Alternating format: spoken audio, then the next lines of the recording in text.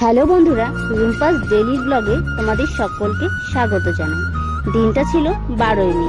সেই দিন আমি সকাল থেকে রাত্রি পর্যন্ত অনেক ব্যস্ত ছিলাম। ব্লগটা তৈরি করেছিলাম কিন্তু পোস্ট করতে পারিনি।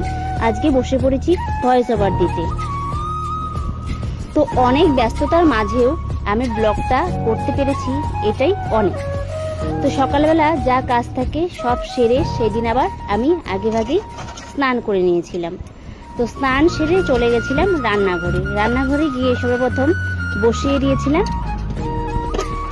সুজি হয়ে গেছে। তারপর আমি ভাত বসিয়ে দিয়েছি, ভাতও নামিয়ে নিয়েছিলাম। তারপর সব সবজিগুলো কেটে ভালো করে ধুয়ে টেবিলের উপর সাজিয়ে রেখেছি, সেটা তোমাদের দেখিয়ে দিলাম। তারপর এখানে আমি ভাজা বসিয়ে দিয়েছিলাম শিবচরণ, তোমরা অনেকে এটাকে টুটপুষি বলে। যেহেতু তারা ছিল তো আমি দুটো কড়াই একসঙ্গে বসিয়ে দিয়েছি। এদিকে মাছ ভাজা বসিয়ে দিয়েছি আর এদিকে সবজি বসিয়ে দিয়েছি।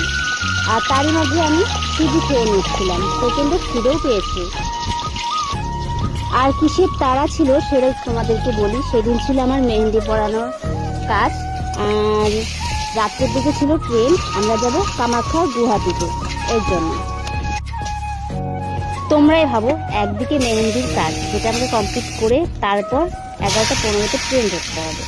তো এর জন্যই আমি তাড়াহুড়ো করছিলাম। এদিকে কিন্তু শিবচরণ ভাজি নামিয়ে আমি এখানে বসিয়ে দিয়েছিলাম সবজি, আর এদিকে কিন্তু মাছ ভাজা হচ্ছিল। যেহেতু ছোট ছোট মাছ ভাজতে অনেক টাইম লাগবে, তো একবারে দিইনি, অল্প অল্প করে মাছটা ভাজছিলাম। তো এদিকে সবজিটা ভাজতে ভাজতে ওদিকে আমার মাছগুলো ভাজা হয়ে যাবে।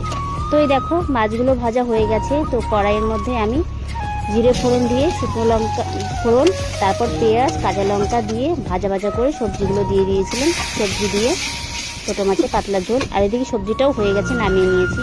আর এইদিকে মাছের যে সবজিগুলো সেগুলো হলুদ নুন তারপর আদা বাটা জিরে বাটা দিয়ে ভালো করে কষিয়ে নেব।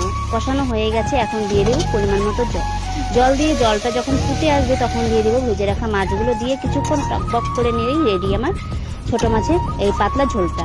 তো আমার তো রান্না পুরোপুরি কমপ্লিট, দেখিয়ে দিলাম।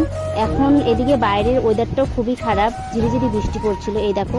আর এইদিকে আমার রান্না কমপ্লিট, আমি খেয়ে নেব এখন। চলো তো তাড়াতাড়ি করে খেয়ে নিয়ে তারপর রেডি হয়ে যেতে হবে যেখানে মেহেন্দি পরাবো, মানে আমাদের পাড়ায় পরাবো, তো সেখানেই যাব।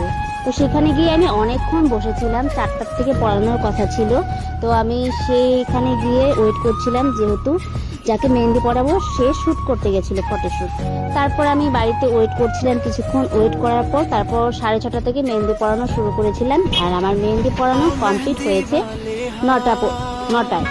তারপর আমি সেখান থেকে আবারও চলে এসেছি। চলে এসে ব্যাগ গুছিয়ে তারপর রাতে খাবার খেয়ে তাড়াহুড়ো করে তারপর স্টেশনে গিয়ে দেখি ট্রেনটায় 8 ঘন্টা লেট। তারপর যখন 12টায় ট্রেন আসলো তারপর ট্রেনে উঠে ঘুমিয়ে পড়লাম। তো এই ছিল আমার যাকে মেহেন্দি করেছিলাম, সেই রিয়া ওর নাম। তো কেমন হয়েছে মেহেন্দির ডিজাইনটা অবশ্যই সবাই কমেন্টে জানাতে ভুলবে না। আর বিশ্বাস করো, সেদিন ব্যস্ততার মাঝে এতটা ছিলাম, খুবই টেনশন ছিল। যাই হোক, সম্পূর্ণ কাজ করতে পেরেছি, এটাই ভালো লাগলো অনেক। ভালো থেকে সুস্থ থেকে টাটা।